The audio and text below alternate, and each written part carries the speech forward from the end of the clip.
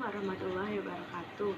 Nama saya Amilana Febianti dengan NIM 19021040217, mahasiswi jurusan Pendidikan Bahasa dan Sastra Indonesia Universitas Jember.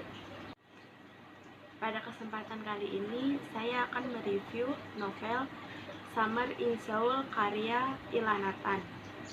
Video ini dibuat untuk memenuhi tugas akhir mata kuliah Sejarah Sastra. Sebelum saya menjelaskan lebih lanjut tentang novel ini, saya akan menjelaskan tentang profil Ilanatan. Ilanatan merupakan novelis Indonesia yang dikenal karena menulis tetralogi 4 musim yang masing-masing novela disajikan dengan cerita yang latarnya berbeda-beda. Novel Ilanatan memiliki keunikan, yaitu tokoh-tokoh dari satu novel dengan novel yang lainnya saling berkaitan. Ilanatan sendiri juga dikenal sebagai penulis yang misterius, karena di bagian tentang pengarang yang biasanya tertera di bagian belakang novel tidak dicantumkan foto profil dan keterangan detail tentang Ilanatan. Novel Summer in Seoul adalah novel yang ditulis oleh Ilanatan. Ini adalah seri pertama dari 4 novel yang ditulis oleh Ilanatan, yaitu yang pertama Summer in Seoul, yang kedua Autumn in Paris, yang ketiga Winter in Tokyo, dan yang keempat Spring in London. Masing-masing novel diceritakan di kota-kota terbesar di dunia, yaitu Seoul, Korea Selatan, Paris, Prancis, Tokyo, Jepang, dan London, Inggris. Dan novel diceritakan pada musim yang berbeda-beda, yaitu summer musim panas, autumn musim gugur, winter musim dingin, dan spring musim semi. Summer in Seoul adalah novel yang bertemakan kisah cinta tentang seorang wanita sederhana bernama Han Sun-hee atau Sandy, nama panggilan Indonesianya, dengan seorang penyanyi terkenal di Seoul, Jung Tae-woo. Dalam novel ini, Ilanatan menuliskan beberapa kata asing dalam bahasa Korea.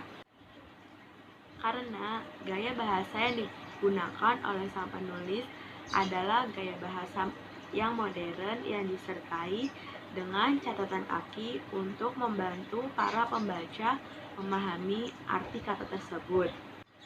Penulis menggunakan sudut pandang orang ketiga sebagai orang yang serba tahu. Karena penulis di novel ini menyebutkan langsung nama tokoh dan juga menuliskan setiap perasaan yang dirasakan langsung oleh setiap tokoh.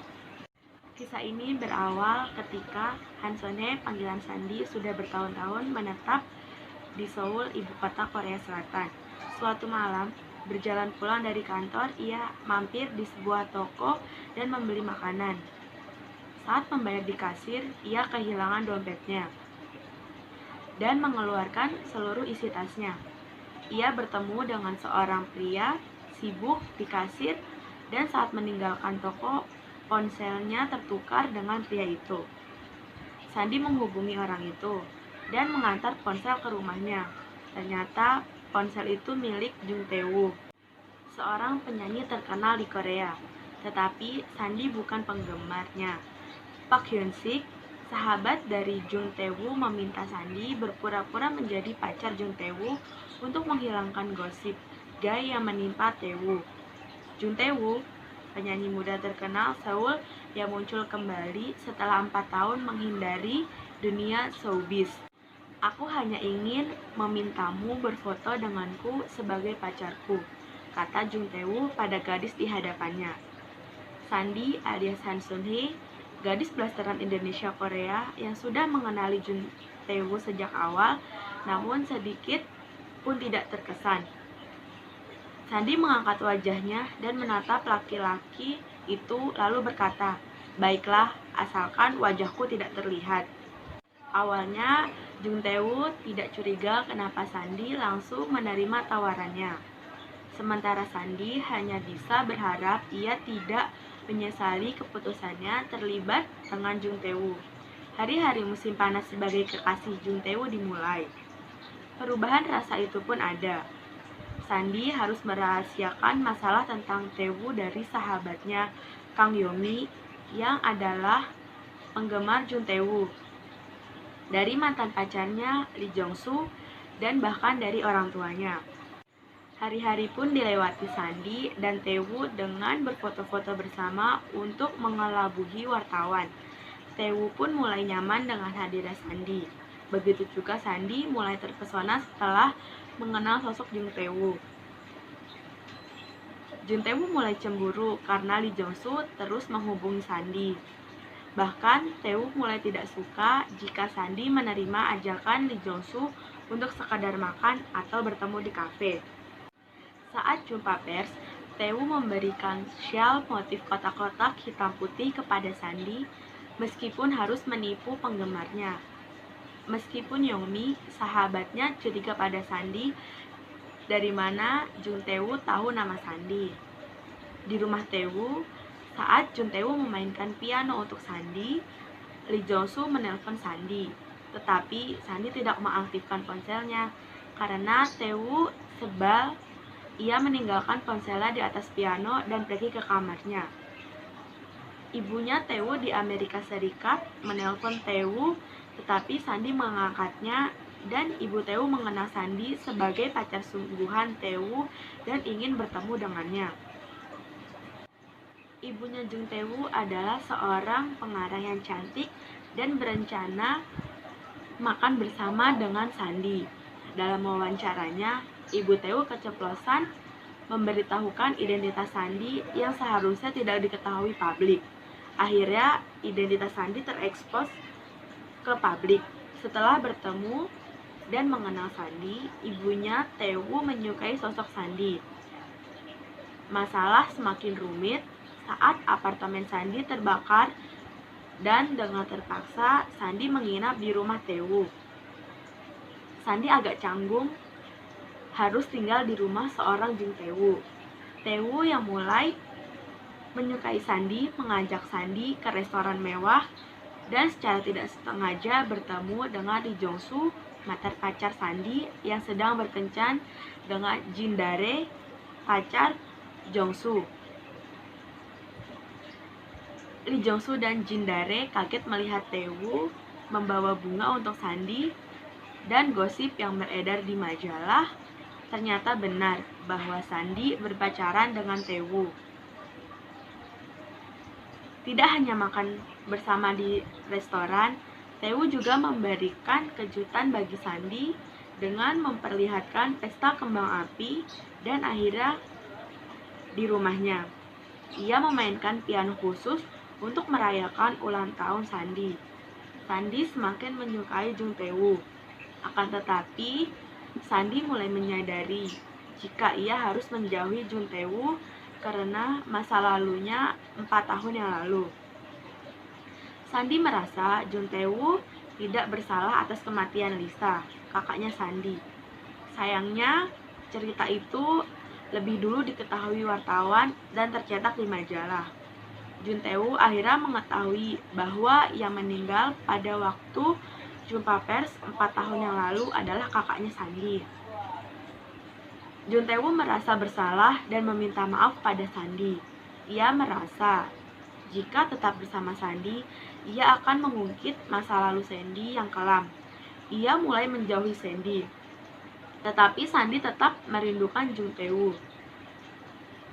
Karena ibunya Sandi tahu bahwa Sandi berhubungan dengan Jung Tae-woo, ia meminta agar Sandi pulang ke Indonesia. Karena Sandi ingin menenangkan pikiran, ia setuju untuk berlibur sekitar 2 minggu di Indonesia, sedangkan Jung Tae-woo berangkat ke Amerika Serikat untuk konser. Saat pulang ke Korea, Tae-woo mendengar kabar dari Yomi jika Sandi mengalami kecelakaan beruntun saat akan pergi ke bandara di Jakarta. Jung Tae-woo yang cemas dan panik langsung berangkat ke Jakarta. Sandi masih tidak sadarkan diri dan sekujur tubuhnya penuh luka. Sandi masih tidak sadarkan diri. Namun, Jun Tae-woo tetap menemaninya di rumah sakit. Dan Jun Tae-woo membisikkan kata cinta pada Sandi, sarangi. Dalam bahasa Indonesia, artinya aku mencintai kamu. Akhirnya, Sandi sadar dan menjadi kekasih sungguhnya penyanyi terkenal di Korea, Jung Tae-woo. Selamat siang, maaf membuat Anda menunggu lama. Pada halaman 24. Tokoh utama dalam cerita ini adalah Sandi, yang merupakan gadis berdarah Korea Indonesia sehingga juga memiliki nama Korea Han Sun-hee. Kerasnya kehidupan di Seoul tidak pernah menjadi masalah dalam hidupnya. Mengingat dirinya yang telah tinggal di Korea sejak lama, Sandi sendiri tergambarkan sebagai sosok gadis yang ramah, tertuliskan dalam ucapannya yang sopan dan ramah.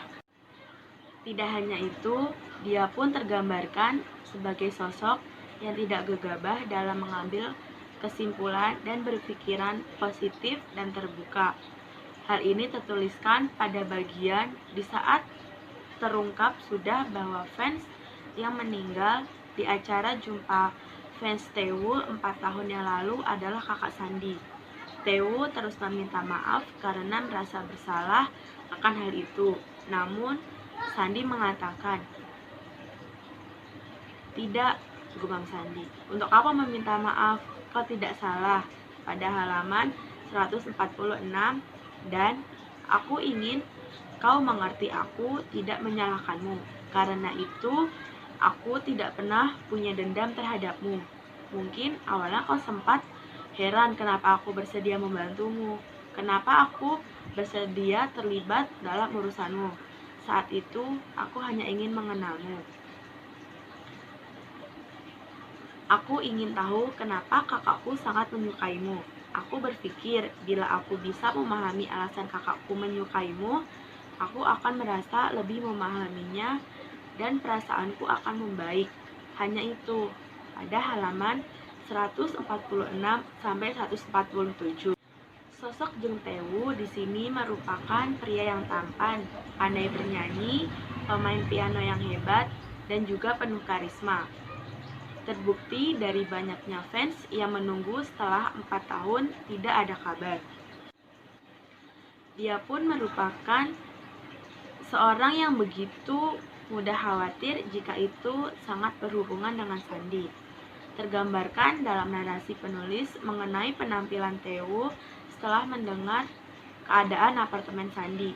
Tangan Tae-woo langsung menyentuh kepalanya.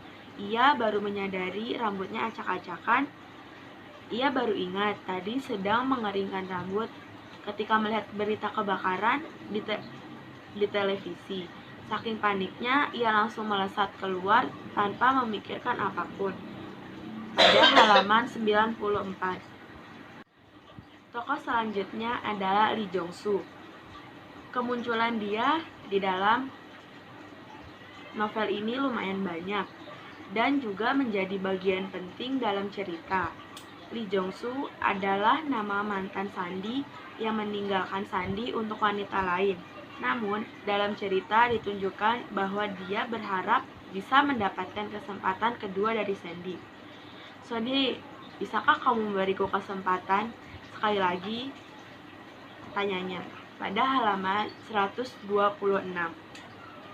Karakteristik pada karya sastra angkatan 2000 yang terdapat pada novel Summer in Seoul, yaitu ciri-ciri bahasa diambil dari bahasa sehari-hari, yaitu kerakyat jelataan. Buktinya terdapat pada kata, "Gue bosen di rumah. Ngomong-ngomong, lo kok tiba-tiba nongol di Jakarta? Bikin kaget aja, lagi patah hati. Udah punya gebetan belum sih?" Pada halaman 154. Karakteristik yang berikutnya adalah penggunaan estetika baru. Kemudian, karya cenderung vulgar, munculnya cyber sastra di internet, dan sudah memasukkan filsafat dalam karya sastranya. Novel ini lebih cocok untuk dibaca oleh remaja ataupun jangkauan usia 20-25 tahun.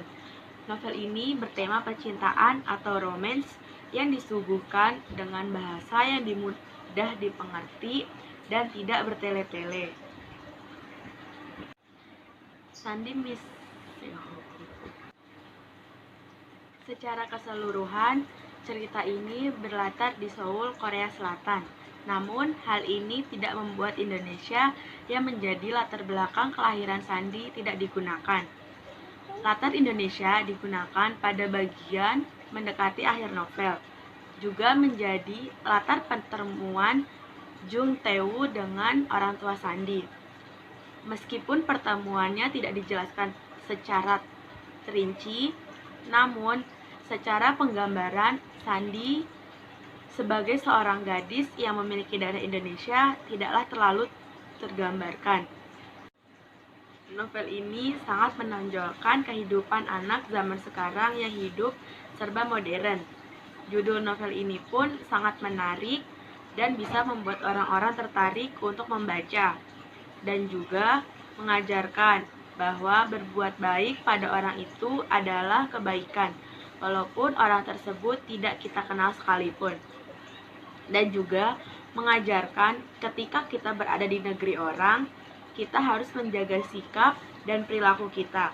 Novel ini bercerita tentang keluarga, persahabatan, dan percintaan. Itu saja yang dapat saya sampaikan. Kurang lebihnya mohon maaf. Wassalamualaikum warahmatullahi wabarakatuh.